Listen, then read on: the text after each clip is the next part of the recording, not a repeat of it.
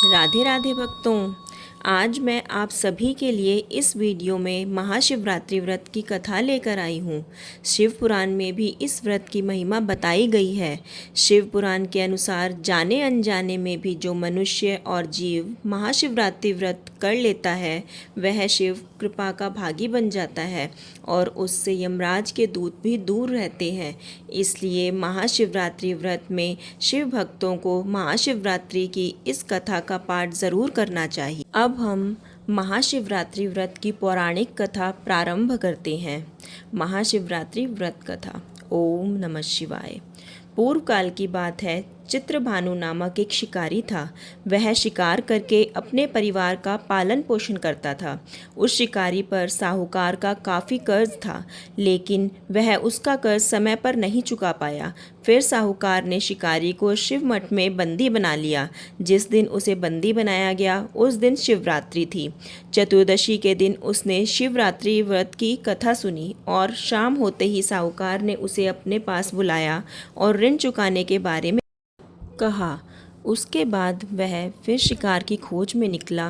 बंदी गृह में रहने के कारण वह बहुत भूखा था। शिकार की तलाश में वह बहुत दूर निकल आया। अंधेरा होने पर उसने जंगल में ही रात बिताने का फैसला किया और एक पेड़ पर चढ़ गया।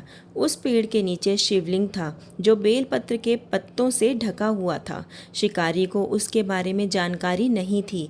पेड़ पर चढ़ते समय उसने जो टहनियाँ तोड़ी वह शिवलिंग पर गिरती रहीं। इस तरह से भूखे प्यासे रहकर शिकारी का शिवरात्रि का व्रत हो गया और शिवलिंग पर बेलपत्र भी चढ़ गए। रात के समय एक हिरनी पानी पीने तालाब पर आई। शिकारी जैसे ही उसका शिकार करने जा रहा था तभी हिरनी बोली, मैं गर्भवती हूँ, शीघ्र ही प्रसव करूँगी। तुम एक साथ दो जीवों की हत्या करोगे। मैं बच्चे को जन्म देकर तुरंत तुम्हारे सामने आ जाऊँगी, तब मुझे मार देना। शिकारी ने हिरनी को जाने दिया। इस दौरान अनजाने में कुछ बेलपत्र शिवलिंग पर गिर गए। इस तरह उसने अनजाने में प्रथम पहर की पूजा भी संपन्न कर ली। कुछ देर बाद एक हिरनी उधर से निकली। जैसे ही शिकारी ने उसे मारने के लिए धनुष बाण चढ़ाया तो हिरनी ने विनम्रतापूर्वक निवेदन किया, हे शिकारी, मैं थोड़ी देर पहले ही ऋतु से निवृत्त हुई हूँ, कामातुर विरहिणी हूँ, अपने प्रिय की तलाश में हूँ। अपने पति से मिलकर मैं तुम्हारे पास आ जाऊंगी। शिकारी ने उसे भी जाने दिया। रात का आखिरी पहर बीत रहा था, तब भी कुछ बेलपत्र शिवलिंग पर जा गिरे। ऐसे में शिकारी ने अनजाने में ही अंतिम प्रहर की पूजा भी कर ली। इस दौरान वहाँ एक हिरनी अपने बच्चों के साथ आई। उसने भी शिकारी से निवेदन किया और शिकारी ने उसे भी जाने दिया। इसके बाद शिकारी के सामने एक हिरन आया। शिकारी ने सोचा, अब तो मैं इसे यहाँ से नहीं जाने दूंगा, इसका शिकार करूँगा। तब हिरन ने उससे निवेदन किया कि मुझे कुछ समय के लिए जीवन दान दे दो। शिकारी ने पूरी रात की घटना उस हिरन को सुना दी। तब हिरन ने कहा कि जिस तरह से तीनों पत्नियां प्रतिज्ञाबद्ध होकर गई हैं, मेरी मृत्यु से अपने धर्म का पालन नहीं कर पाएंगी। जैसे तुमने उन्हें विश्वास पात्र मानकर छोड़ा है, मुझे भी जाने दो। मैं उन सबके साथ तुम्हारे सामने शीघ्र ही उपस्थित होता हूँ। शिकारी ने उसे भी जाने दिया। इस तरह सुबह हो गई।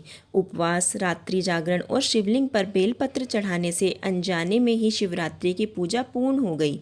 लेकिन अनजाने में हुई पूजा का परिणाम उसे तत्काल मिला। थोड़ी देर बाद हिरन और उसका परिवार शिकारी के सामने आ गया। उन सभी को देखकर शिकारी को बहुत ग्लानि हुई और उसने पूरे परिवार को जीवन दान दिया। अनजाने में शिवरात्रि व्रत का पालन करने पर भी शिकारी को मोक्ष की प्राप्ति हुई। जब मृत्यु काल में यमदूत जीव को ले जाने आए तो शिवगणों ने उन्हें वापस भेज दिया और उसे शिवलोक ले गए। शिवजी की कृपा से चित्रभानु अपने पिछले जन्म को याद रख पाए, शिवरात्रि के महत्व को जानकर उसका अगले जन्म में भी पालन कर पाए। बोलो शिव शंकर भगवान की जय।